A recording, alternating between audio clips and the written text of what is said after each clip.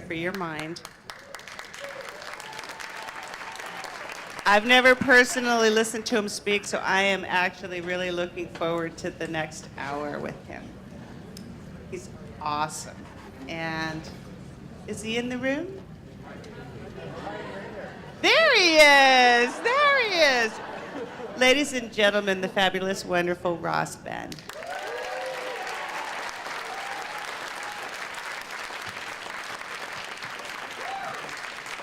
Yes, I. Rastafari, love and light to all. And give thanks for the appreciative love that I've been receiving.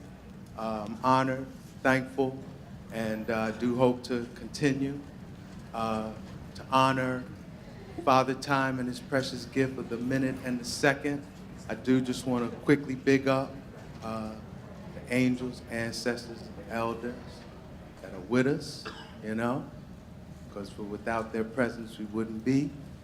And I do want to big up my royal empress of 28 years, Mama Kim, who's with me tonight. She's the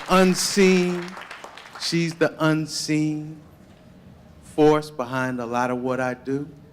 A lot of what I do, I wouldn't be able to do it without her by my side. It's been 28 years, so this is her, well, she did make it the first year, but she didn't make it last year. She's been at the full conference this year and loving it. I want to big her up. And of course, the Free Your Mind team, because these works are important, you know? These works are important, so we got to continue that. And so, I'm getting ready for this year. Inspiration wasn't coming. It was like slow, very slow coming. The schedule came out. I was like, oh, wow, they already got me down for some deep occult history, all right? So I know I'm going to have to deal with some deep occult history, but then what? And then they said they had Ken O'Keefe coming. That inspired me to go and see what he dealt with. And I saw he dealt with, you know, is it real? And that whole illusion, right? So I said, well, I think something that would be fitting is to look at the mystic Philadelphian roots of U.S.-Israeli relations. So that's what we're going to look at today. And, what'd I do?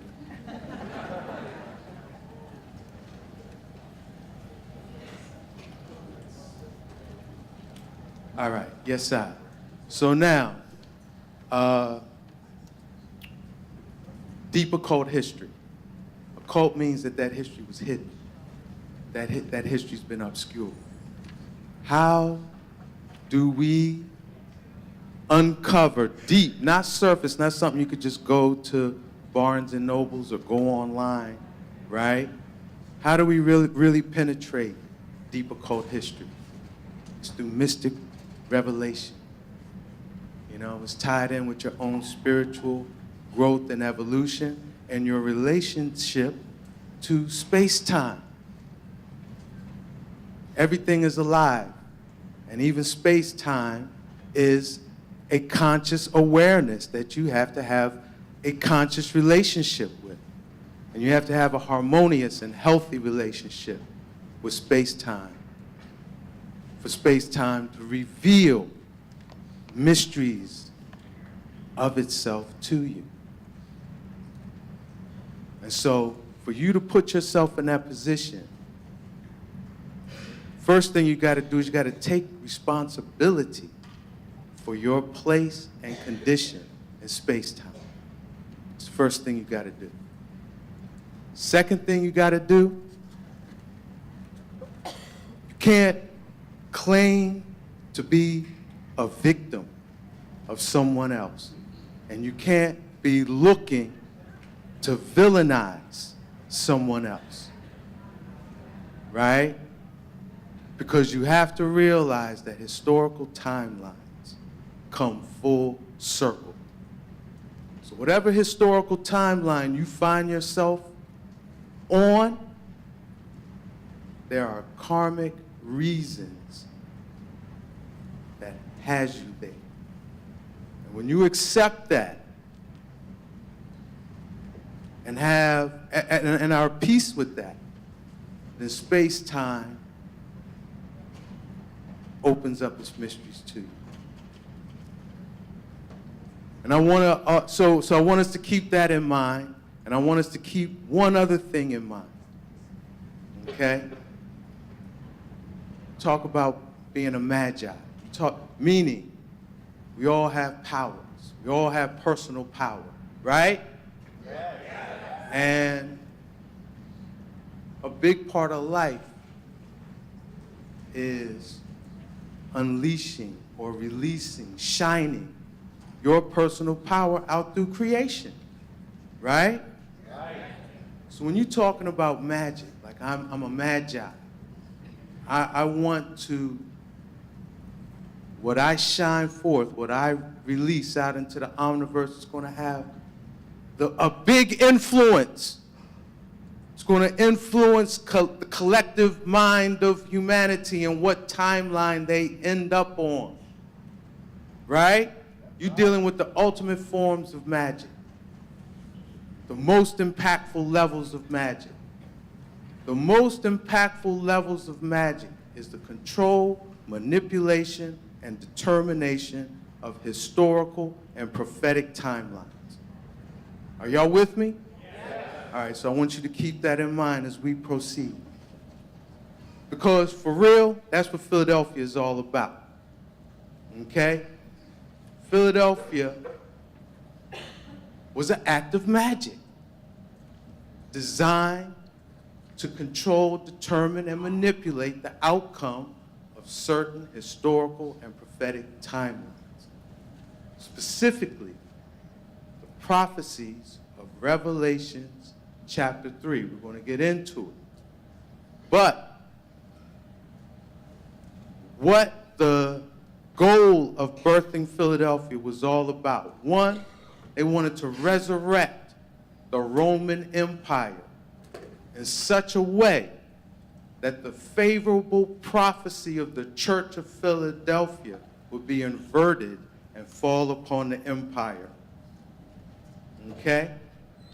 And they also birthed Philadelphia in such a way that they wanted to steal the prophetic birthright of the so-called lost tribes of Israel to advance Rome's crusade. Y'all with me? All right, so let's start with this one. Resurrecting the empire in such a way that the favorable prophecy of grace through the judgment would be inverted and fall upon the Roman Empire. And again, this comes out of Revelations chapter 3, verses 7 through 13, where if you're familiar with Revelations, there's a message to 7 churches, right? So out of the 7 churches, only one church receives a favorable prophecy, and that's the Church of Philadelphia. They are recognized as the congregation that kept the faith, okay? And we're not going to read all the verses, but I do want you to see this one that specifically affords the Church of Philadelphia that grace in what's called the hour of trial. Since you've kept my command to endure patiently, I will also keep you from the hour of trial that is going to come on the whole world to test the inhabitants of the earth. So again, we say if you're dealing with magic, right, you want to determine the outcome of prophetic timelines. Now, thing with prophecy is mysterious, because once those words were uttered, right, it's like it can't be like it doesn't happen.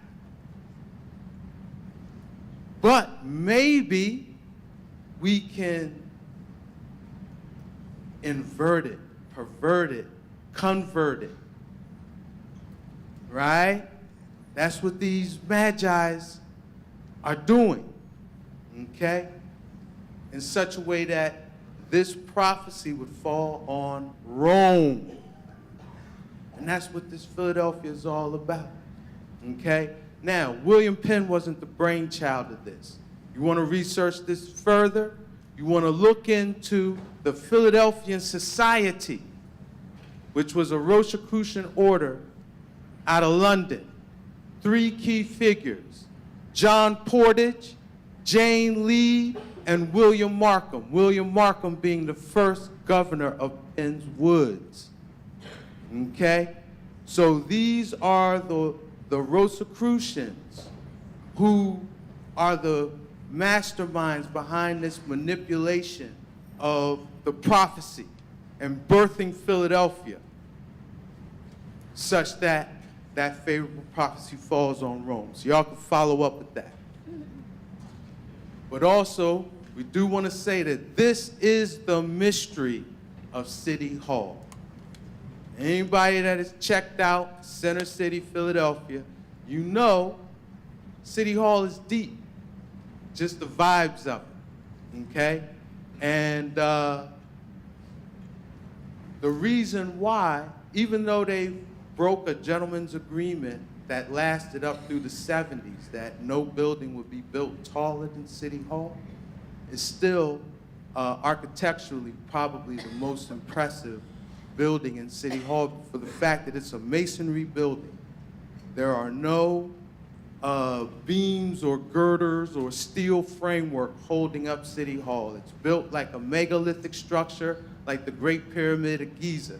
They got 22-foot thick stone blocks that support the weight of the building. And at 548 feet tall, it's the tallest building of that nature that wasn't a temple.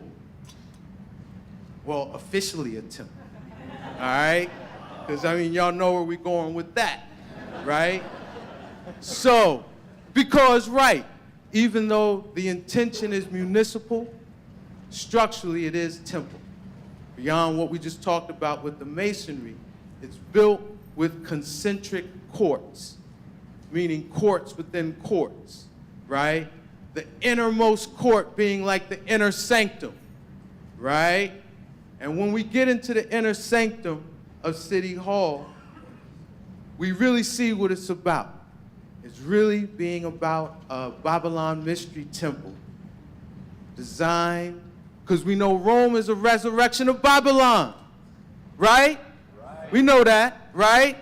All right, so this is a Babylon mystery temple enshrined and memorializing taking over the 4 corners of the earth with the 4 races of humanity.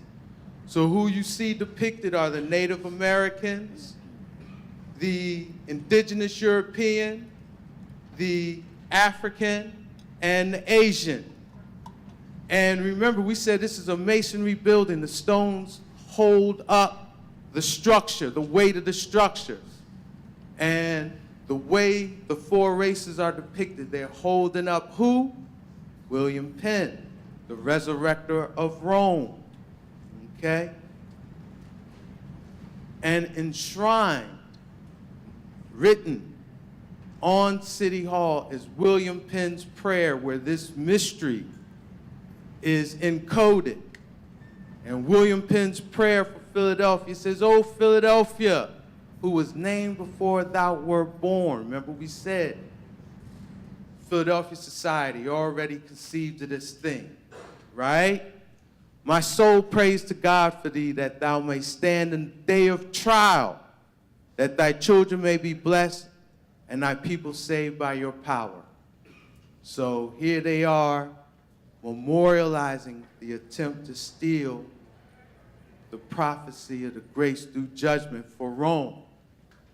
But what we really want to focus on as far as this U.S.-Israel relations is this idea that Philadelphia, and by extension, the United States, because Philadelphia is a resurrection of like the Republic of Rome. The United States is a resurrection of what? The Empire of Rome, okay? So all of this is, when we talk in Philadelphia, we got extended to the states, as the U.S. government as well. So this thing was an act of magic to steal the birthright of God's favor from the so-called lost tribes of Israel to advance Rome's crusade. All right, y'all see that? Do y'all see what y'all looking at? Y'all don't see that? All right, we're going to get into it. All right, we're going to decipher this thing. Y'all don't see? Let me point it out a little bit for you. You don't see that you got this giant dude with a giant penis with an eagle standing on top of it? All right, so we're going to get into that. All right, and what this deals with is a mystical truth. And when I say it's a mystical truth, meaning if you check the Rosicrucians, the Masons, writings, early, what they call the founding fathers, yeah, a truth that they held amongst themselves was that the Algonquin, the language family that, whose North America was much of their land, the Lenni Lenape of what is today called the Delaware Valley, right? But this was Shaksamoxon, and the Lenni Lenape were the grandfather clan of the Lenape, and this land was the indigenous capital. And all the forefathers knew that, but then as well knew that the Algonquin are the so-called lost 10 tribes of Israel. Johann Kelp, William Penn, Thomas Jefferson, George Washington, all of them reason on these things when you study their literature. And they had a contemporary scholar that informed them on a lot of that. His name was James Adair. In 1775, he wrote a book called The History of the American Indians, where he lays out a 23-point argument that shows that the Algonquin were the lost tribes. The way they divided themselves up into tribes, it was a 13. And we say, well, there was 12 tribes. But remember, Ephraim and Manasseh were counted as one tribe. Their worship of Jehovah, the way they dealt with angels,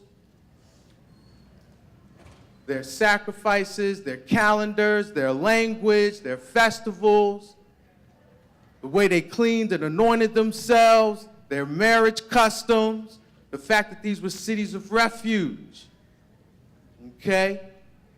This idea of give me your tired, your poor, your yearning masses looking to be free. This was a refugee society from long before William Penn and them boys. Okay? The way they adorned themselves, the way they buried their dead, but ultimately their own customs and traditions and oral accounts of who they were. Okay? And why that is significant is because national policy was based on this awareness. Okay? And to overstand that, we got to know this man, Elias Boydinot. Okay? He was born he's right here in Philadelphia. Okay? He was the 4th president of the Continental Congress, signer of the Declaration of Independence. You go and research him, he'll be listed as a forgotten father. I think it's intentional. Okay? Because when you know this man's legacy, it reveals maybe a little too much. Now, I told you my Empress always helps me out, right? So when I started researching this guy, I just like, oh, Elias Boydinot, right? But then the Empress was like, Ras. I think that's a French name. And you got a habit of going to the Free Your Mind and mashing up some French. So you need to check that out. So you know what I did, and she was right. So really, his name is Boudinot, okay? Elias Boudinot, all right? So, but if I say boy to not, just because this was ingrained in my mind, all right? Just bear with me. But Boudinot, right? His family lived, his estate, family estate, would be in what we would probably call the Rose Hill Mound section of Philadelphia, which is, all right, so you know how Route 1 is right out here? Get on Route 1 South and take it down to Rising Sun Boulevard. Right before you get to Rising Sun, you're gonna see Boudinot Street, okay? And he was, meaning his people were mound gritters, right? They posted up on the mounds. Rose Hill Cemetery, St. Ambrose Rectory are there today. Another interesting street in that area is Banks Way. We're going to talk about why that's significant. 1782, this man drafted and ratified the peace treaty with England. He was also appointed the first director of the U.S. Mint. These two events are connected, okay? But to bring it to home to what we're talking about, he wrote a book called A Star in the West, a humble attempt to discover the lost long 10 tribes of Israel, preparatory to their return to the beloved city, Jerusalem. All right? Do I need to say any more? That's the subtitle of the book. All right? But this is what he laid, and free PDF online. All right? Read it for yourself. Free PDF online. Boudinot advocated that the Algonquin were lost tribes and that this newly born country had an opportunity to unite these lost tribes with quote-unquote Jewish brethren, meaning the Ashkenazi. Both groups could then be united under a Christian banner and provide a salvation for all mankind. And with the providence, meaning the grace, the angelic, ancestral, natural, elemental earth protection that by birthright these lost tribes had, America would lead the way into the new millennium. So all this verbiage that we see coming to fruition, this man planted the seeds to this. And he said it was going to culminate with the Algonquin leading America into a new, rebuilt New Jerusalem. Okay? So, what is the Israeli state today? What is it that we see today? We see the near fulfillment of Elias Boudinot's attempt to manipulate a prophetic timeline. Okay? Are y'all with me? Yeah. And let me show you how, beyond just writing a book about it, he set things in motion in this nation that culminates with what we see today. Starting with this, he spearheaded and organized a group, an organization named the American Society for the Amelioration of the Condition of the Jews. This is the colonial forerunner to AIPAC today. Okay? So when you wonder how Benjamin Netanyahu can step before Congress, bypass the president, right? And address Congress directly. How is that? Isn't that a little out of order? Well, it's because their roots run deep. Okay? He wrote another book named The Age of Revelation, talking about today. The information age, the day when all things is going to be revealed. But this age of revelation is really the doctrinal foundation for what we would call American evangelicalism. Okay? These dogmatic, doctrinal perspectives that America has some important end-time prophecy mission, and that Christians should use Judaism against Islam to retake Jerusalem. These themes that we see in American evangelicalism today, right? How you got, like, it's kind of paradoxical. Why do you have these right-wing evangelicals supporting Israel? It does, Israeli state. It doesn't add up unless you understand and read The Age of Revelation, free PDF online version. Okay? To make sure these teachings got spread nationwide, he helped found the American Bible Society in 1815 and was the first president. And out of all the things he did, he said this is what he was most proud of. This was his greatest achievement. The Age of Revelation and A Star in the West combined are the foundations of Mormonism, which is historically referred to as America's true religion. So a lot of doctrinal teachings we find in Mormonism, okay? That the Indians are Israelites, that Americans are Israelite, either by birth or by oath, that the Constitution is a divinely inspired document, and Mormons' obsession with tracing genealogy bloodlines. If you didn't know, the largest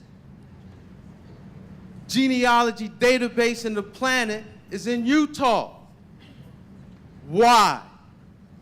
You wouldn't know unless you know Elias Boudinot.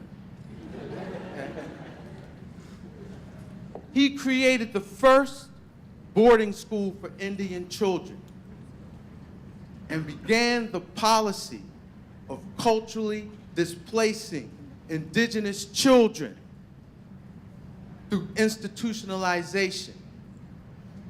The prototype, the ideal student was this man right here, Buck Watty, also known as Galagina Uwate. He was a Cherokee. This dude loved Elias Boudinot so much, he forsook his Cherokee name and renamed himself Elias. Now, I'd want to know what he called him. Was it Boudinot or Boudinoy? I mean, interesting to know how he said it. But he, so mind polluted, so, culturally displaced.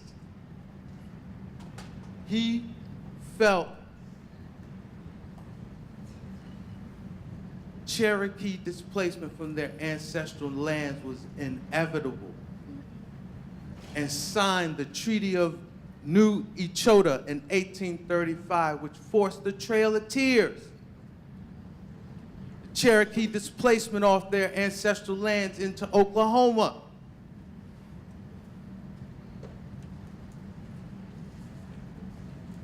Elias presented A Star in the West to the Society of the Cincinnati. That's the organization of the 13 bloodlines, French and English, nationally, that, how they can openly organize. Society of Cincinnati are the ones responsible for the statue in front of Fairmount, the George Washington equestrian statue we're going to get into. So he presented a star in the west to them. After that, they changed their name. They went deeper undercover and became the Tammany Society. Chief Tammany being the so-called signer of Penn Treaty, and he's the patron saint of the United States, meaning when they want to go pray to a saint for protection of this country, they pray to a Lenape chief, Chief Tammany. How is that? It's tied in with this deep occult history. But then, 1782, we said he drafted and signed the peace treaty with England, and he was subsequently appointed by Washington to be the first director of the U.S. Mint. These two things are connected. Why? Because prior to the signing of this treaty, U.S. currency had no value on the global, in the global economy. No other country recognized any value in U.S. government currency until it was an instrument of debt to pay for war. So what does that mean? And y'all gotta read the peace treaty with England, because the 4th article expressly says what? Both sides gotta pay debt, pay off their debts. Hold up. You got to meditate on this. Why is it that the peace treaty has to include that both sides? Why are you worried about what that next man is doing with his money? Unless y'all got to pay the same person. So Boudinot started the pattern of this country going into debt for wars to the people funding both sides.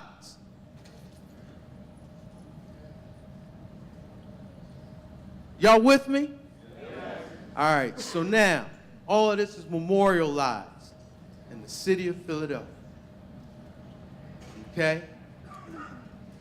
And it's memorialized in the Kelly Drive Walk, starting at Eakins Oval, right here at the George Washington Equestrian Statue. And this memorializes how to steal a birthright. Step 1, you gotta assassinate the matriarchal governance. And that's what is memorialized with the George Washington Equestrian Statue, where you got the Queen Goddess Winona, who is the wife of Chief Tammany, and the elder of the Grandmother Council, flanked by 2 colonizers. One is extending the wreath, saying, "Be a part of Rome." The other's tipping the hat, the first cap up, complimenting, but planning to take you out. How do we know that? Both of them got cloaked daggers. Meanwhile, the Lenape man is laid back on his ass, not paying attention. Step 2, you gotta isolate the Lenape woman who's gonna be left to fend for herself.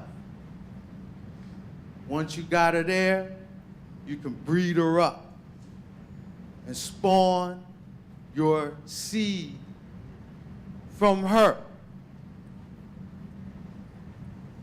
And this is memorialized by a Europeanized Lenape woman. You Google Lenape woman today, and this is what you're going to see. Those pictures up top. And I want you to juxtapose that to William Penn's account of the Lenape, who expressly says, "of complexion black." Step 3, you got to isolate the chief, the sachem. Ply him with tobacco and hard drink. Why? Because he's easy to manipulate and steal the land. And that's more, and this is all walking up Kelly Drive. This statue right here, the settling of the seaboard, where you have a European family, father, mother, and child, standing over a Lenape chief chilling, smoking some tobacco. That's the story of Chief Tammany and so-called Penn Treaty. How did they isolate him? They killed his wife. That's the story of this man, Tedescan, whose statue is in Fairmount Park, not far from Valley Green, on Lenapehoken's Council Rock. He was isolated from the Lenape meeting up in Easton, up near Easton, Pennsylvania, and was actually murdered and assassinated before he made it back. So we really don't know if he agreed with the so-called Treaty of Easton, but he is the one accredited with signing the treaty that forced the Lenape off their ancestral lands west of the Alleghenies. And to memorialize that wicked trickery, they put a statue of him on Council Rock looking west, watching his people walk, right? So that's his story, and while they got him looking west, they got this dude looking east. The spirit of enterprise. Now, do y'all see this? Do y'all see what this is? Who can articulate what they see? Do y'all see that? Yes. Y'all sure? Yes. All right, we're going to decipher this. Because this is, so you start at Queen Winona's statue, you walk a little bit more, you see the Lenape woman by herself, you walk a little more, you see the settling of the seaboard, the chief by himself, you walk a little more, and then this is what you come up on, the spirit of enterprise. Let's decode this. So this is it's looking east. This is the south side view. We're going to start decoding from the north side view. Because what you have is, does this have a laser? I ain't gonna mess with it. What you have is a Lenape chief on his back with his hands. He's supporting this giant man, okay? With his feet, he's holding up an eagle, all right? This giant man is holding a caduceus, the staff of Imhotep, which is a rod that has two intertwined serpents going up it, right? What does two intertwined serpents usually symbolize? DNA. Okay? So now, the serpents have left the staff. One serpent is wrapping itself around the Lenape. That's the two bands you see around his stomach.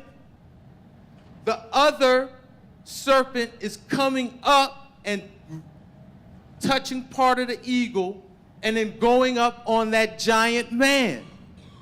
That giant man represents, that's the archetype of the super soldier. The genetically enhanced, genetically modified super soldier. What's he genetically modified, genetically enhanced with? The DNA of the lost tribes of Israel. Okay? Y'all with me? I don't know, y'all. Dang, y'all. All right, so here's another angle. All right, y'all, go check it out. Go see it for yourself. And y'all could Google Spirit of Enterprise, Jocks Lipschitz. They break down the whole caduceus serpent. You know, they explain it in the description. All right, I'm not making this up. Okay, I'm not making this up. So here's another angle. Another angle. Thank you, good brother Tim Smith. Helped me get some of these images. All right, here's a close-up where you can really see it's a lot Lenape. You see he's got locks, right? You see his face. You see he's wearing like an apron, right? His feet, okay? But now, when you look at it from, there's the close-up of the caduceus without the serpents, okay? But now, when you look at it from that was the north side. When you look at it from the south side, the Lenape loses his identity. You don't see his face or any personal body parts that would let you see it's an actual person. From this angle, he actually becomes now, not only does this super soldier have an erect penis, he's ejaculating. And his hair has become the seed coursing through the man's penis. Okay? There's the serpent wrapping itself around the Lenape's head, and you see the serpent is the demarcation line of where you can actually see the identity of the Lenape versus he loses himself, he's lost. Okay? He's just seed coming straight out of the man's genitalia. And what does that ejaculatory seed come out as? The eagle. And how do we know that it's Israel? The penis is circumcised.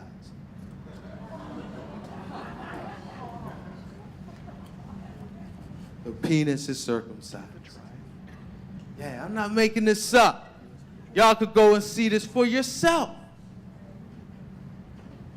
So the dude that made this Jop Litschitz, right? Just to show you that all this thing is tied in with this prophecy, he's got one other statue in Philadelphia. Where is it? City Hall, memorializing the Babylon Mystery Temple and memorializing Rome being resurrected as Philadelphia trying to steal that grace. So these are the two statues he's got. Y'all with me? Yes. All right, so this gives us a whole new perspective on how they had us, Pearl Harbor, getting caught up in World War II, culminating in the formation of Is It Real, right? Gives a whole new insight into Tuskegee, the Tuskegee Airmen. Gives a whole new insight into the billions of dollars we give to Is It Real every year, right? Gives no whole new insight into why they circumcise army men, right? They say it's hygiene. Is it real? All right? And then just the whole double standard, as far as human rights. There's no international morality when it comes to U.S. Is It Real and United Nations.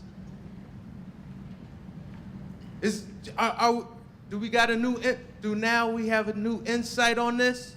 Yeah. The mystic Philadelphia roots of all of this? But now remember, because ultimately, what is all of this about? What is all of this about? It's more than just advancing Rome. Rome wants Jerusalem, but it is bigger than that.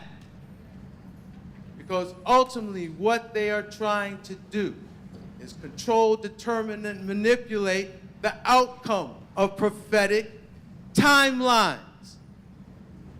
And again, last year, Stephen Stars, he talked on this.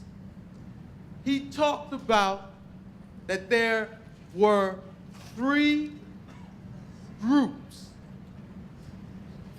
all conspiring to, take over Jerusalem. But not only take over Jerusalem, but to build a temple. There's something about building this temple in Jerusalem. They can't just take it over, but then they got to build this temple. And the three groups that want this temple built: the political Zionist Jews, Freemasons, Vatican, and the Jesuits. We all know that, right? Had nothing new. But he also says something up with Satan in this.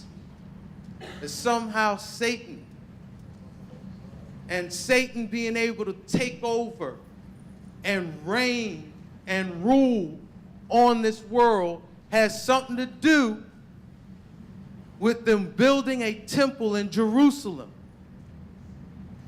Right? Well, it's all about manipulating this prophetic timeline.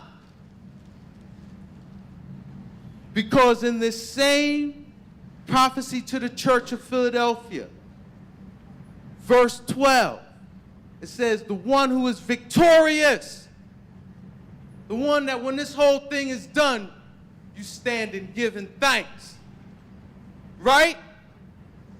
The one who is victorious is going to be made a pillar in the temple of the New Jerusalem. Okay? So they are attempting, remember, you can't stop a prophetic timeline. That thing has been set in motion from the words the prophecies was uttered. You can't stop it, but maybe you can manipulate it, alter it, change it, right? And out of all the prophecies in the Bible, this is the one they want to change the most. Why? Because the New Jerusalem represents the end game of biblical prophecy. The New Jerusalem, in the New Jerusalem, Eden is restored. Humanity once again has their direct and personal relationship with nature.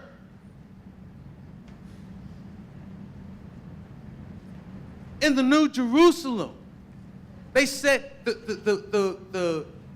Revelations 22 says that there's a woman clothed with the sun, the indigenous woman,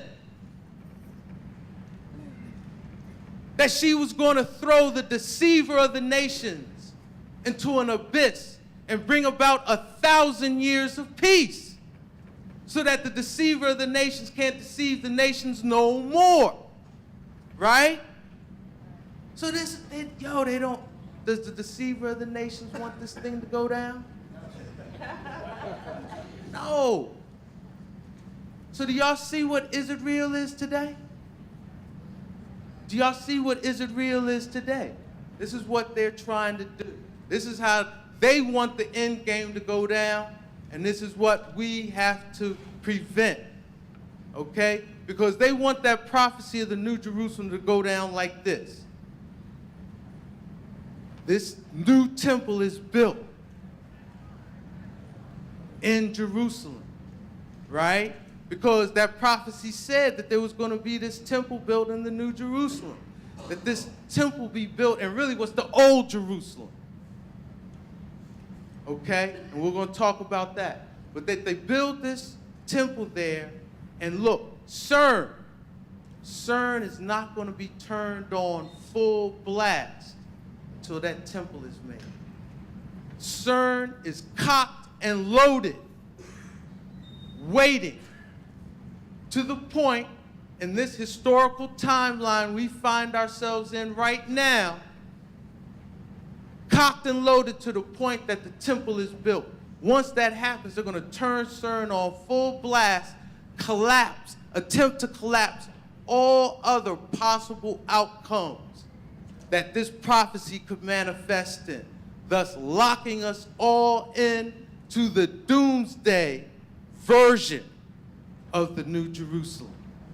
Are y'all with me? Yeah. So this is what we can't let happen. This is what we cannot allow CERN to be online and the temple be rebuilt in the same timeline. If that happens, if you find yourself on the timeline where CERN is on and functional, and I've been hearing a lot of different stuff like, oh, it blew up or what, I don't know. But if you on the timeline where CERN is on and like doing its thing, and that temple is built in Jerusalem, you are in the wrong place and time. And I guess you got to take responsibility for it, right?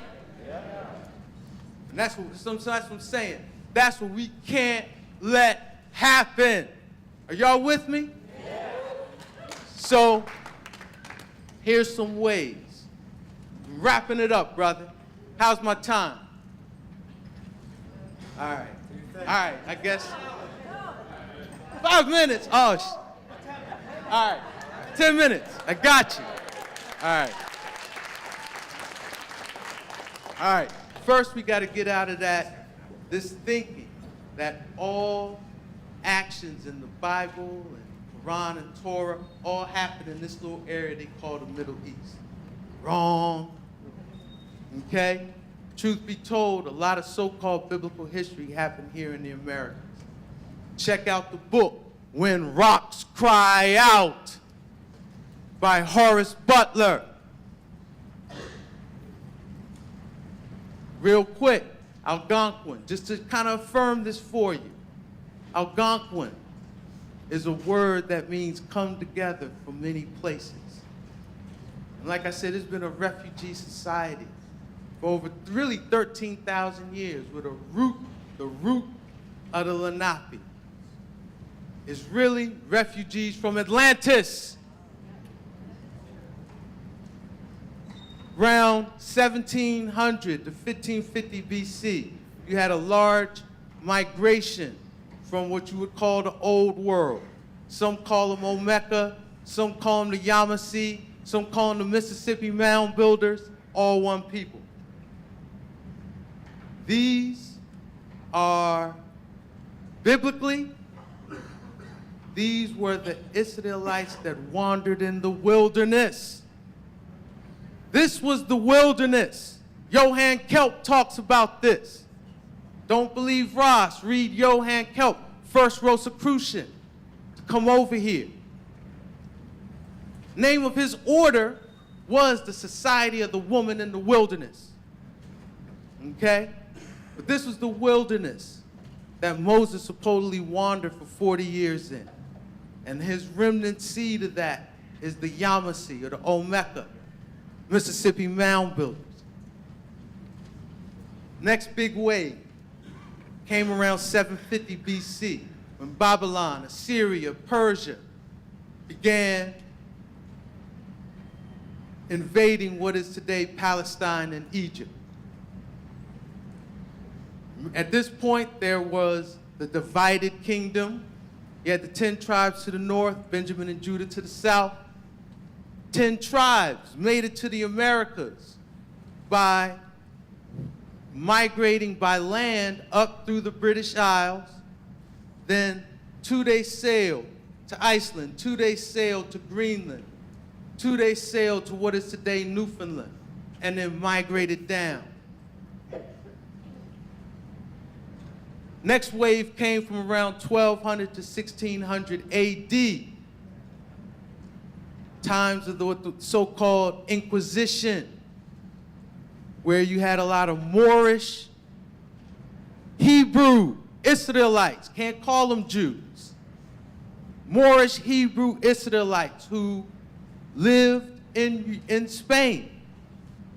They made a transatlantic shot over to the Americas. You can find Moors in Salem County, New Jersey today, that this is a part of their oral history. Then it should also be stated that during what's so-called the Ma'afa, the transatlantic enslavement, a lot of Benjamin and Judah was brought over from Africa, West Africa, as well as the tribe of Dan, the Tuatha Danann, a lot of the indigenous Celts of the British Isles, tribe of Dan, a lot of them were brought over. So that explains why you had Celtic bondage. But because they made the divide, they made that racial divide, there's even been a schism between these tribes, right? Part of the Ma'afa. So, yeah, I share this. You know, I told y'all the perspective I got these mystical revelations from.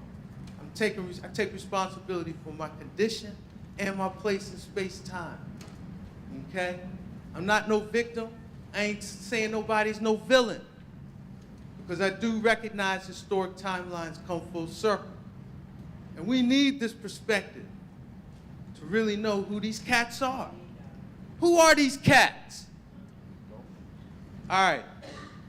Biblically, they are the children of Ashkenaz, but historically, we would say they are Slavic Goths or Gothic Slavs. Okay? Why is that important? Who defeated Rome in 476? The Goths.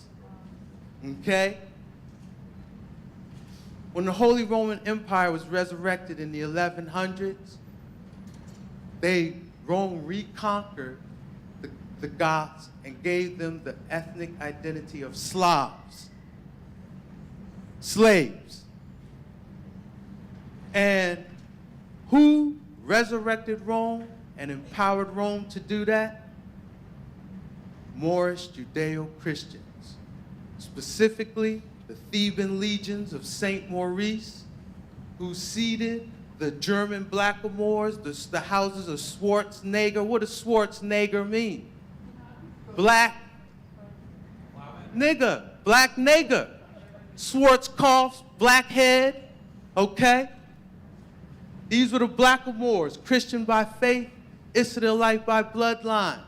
They empowered Rome because Rome had vengeance on the Goths, because the Goths defeated classical Rome.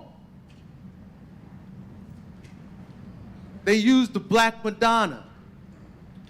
Same way Rome uses white Jesus against Africans today. The same things they say about the missionaries. They're going to civilize the dirty heathens. Same thing. Vatican reconquered the Goths using Saint Maurice and the Black Madonna and created those in prophecy that are Gog and Magog. Because sometime between 1200 and 1325, a band of these Slavic Goths came up with a plan. They said, we're going to co-opt Rome, and we're going to switch these birthright places. We're going to steal the birthright of Israel, God's favor, and we're going to give them the birthright they gave us as slaves. And that's what this whole thing is about. And the mastermind behind this was Christian Rosencreuz, the founder of the Rosicrucian order. And this is the deepest mystery of what this order is all about. So, yeah, I'm not mad at them though, because you know what? If my peoples conquered Rome, and some Schwarzenegger resurrected Rome, and then they came and gave me a birthright and slave, I might go Gog and Magog on them too. All right? So we gotta overstand. We gotta overstand. We gotta take responsibility for our place in space-time. We can't be blaming. We can't be no victim. Because why? Historic timelines come full circle. And that's what we see. These timelines have come full circle. So we gotta break the cycle. That's what we gotta do at this point. Because why else am I sharing this? This is an act of magic. I am trying to control, no, I'm not trying. I am controlling, determining the outcome of a prophetic timeline. We gotta stop the timeline, the doomsday timeline, with love and compassion and overstanding.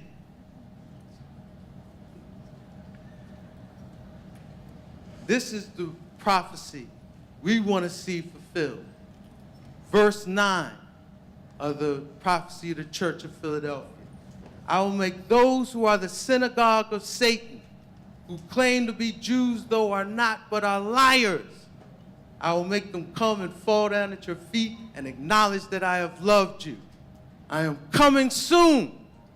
Hold on to what you have so no one will take your crown. Yes, I, Rastafari, give thanks and praise.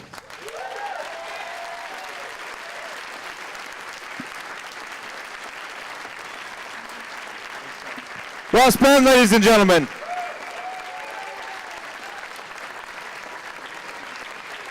Yeah.